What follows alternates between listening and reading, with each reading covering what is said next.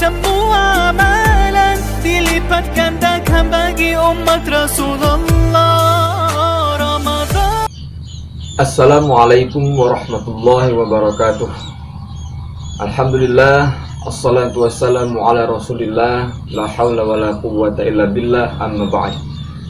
Pemirsa yang dirahmati oleh Allah subhanahu wa ta'ala, masih dengan perasaan senang, bahagia dan gembira karena kita masih Allah berikan kesempatan untuk menikmati rangkaian ibadah di bulan suci Ramadan.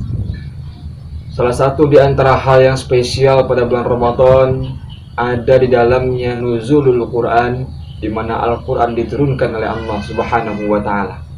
Oleh karenanya ada salah seorang dai muda Lampung, Ustadz Didi, yang akan memberikan atau berbagi ilmu kepada kita semua tentang beberapa keistimewaan Al-Quran spesial dalam rangka memperingati malam nuzulul Quran di bulan suci Ramadan kali ini.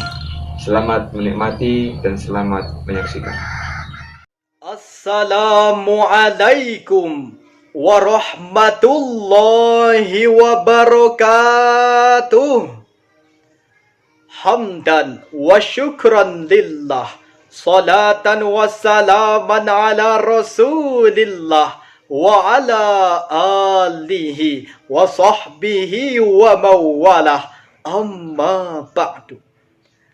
Hadirin rahimakumullah, ada satu hal yang sangat istimewa berkaitan dengan penanggalan 17 Ramadan. Para ulama senantiasa mengaitkan tanggal tersebut dengan pertama kali Al-Quran diturunkan kepada Nabi Muhammad sallallahu alaihi wasallam. Peristiwa itu dikenal dengan nuzulul Quran. Pertanyaannya, apakah esensi di balik turunnya Al-Quran sehingga Allah subhanahu wa ta'ala menurunkan satu ayat khusus di antara rangkaian ayat-ayat Ramadan di Quran surah kedua Al-Baqarah ayat 185. A'udzu billahi minasy syaithanir rajim. Bismillahirrahmanirrahim. Syahrul Ramadan alladzi unzila fihi al-Qur'an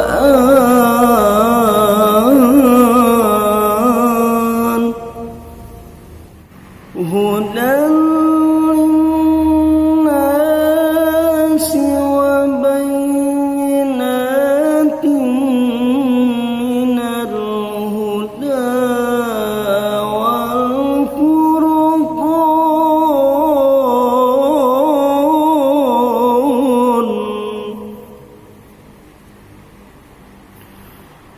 hudan linnasi wa bayyinatin minal huda wal furqan.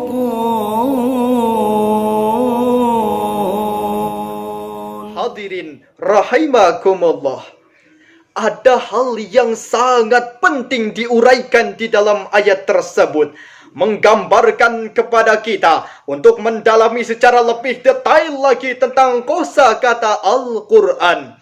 Al-Quran diturunkan kepada Nabi Muhammad sallallahu alaihi wasallam bukan hanya sekedar turun, bukan hanya sekedar bacaan semata, tapi seluruh ayatnya dari Al-Fatihah sampai dengan An-Nas Allah desain sebagai hudal linnas, pedoman kehidupan bagi manusia. Al-Quran sebagai kitab hidayah, petunjuk antara hak dan yang batil, mana yang benar, mana yang salah betul. Tapi ada aspek lain dari Al-Quran. Syekh Abdullah Ad-Darraz, seorang pakar tafsir Universitas Al-Azhar mengungkapkan bahwa ketika engkau membaca Al-Quran, engkau lihat ia sebagai permata mutiara yang memiliki banyak sisi. Setiap menemukan bacaan Al-Quran, afala yatadabbaruna Al-Quran, mengapa mereka tidak merenungi isi kandungan Al-Quran? Di antara isi kandungan Al-Quran adalah di Quran surah ke-17 Al-Isra ayat 82. A'udzu billahi minasy syaithanir rajim. Bismillahirrahmanirrahim. Wa nunazzilu minal qur'ani ma huwa shifaa'u wa rahmatul lil mu'minina wa la yaziduz zalimina illa khasara. Shadaqallahul azim. Kalau kita melihat kamus bahasa Arab, yang namanya obat itu banyak. Ada syifa, ada dawa. Dawa kalau diminum bisa sembuh, bisa tidak. Bisa sehat, bisa tidak. Bahkan bisa lebih sakit. Tapi kalau syifa, pasti sembuh. Kami turunkan Al-Quran sebagai penyembuh. Apa yang disembuhkan? Bima fis sudur, penyakit di dalam hati. Penyakit syirik, penyakit riya, penyakit sum'ah, penyakit hasad, penyakit ujub, penyakit raib, ragu tentang adanya Allah Subhanahu wa ta'ala. Na'udzubillahi min zalik. Oleh karena itu, ketika air dibacakan ayat suci Al-Quran, kemudian diteliti oleh orang Jepang, muncul molekul-molekul yang indah. Bagaimana ayat suci Al-Quran dipertemukan dengan air? Masya Allah, tabarakallah, la haula wa la quwata illa billah. Berobatlah kamu dengan dua obat, al-aslu madu wal Quran. Wa idza quri'al Quran, apabila dibacakan ayat suci Al-Quran, fastami'u, dengarkan, wa ansitu, diam, la'allakum turhamun. Mudah-mudahan Allah Subhanahu wa ta'ala memberikan rahmatnya kepadamu.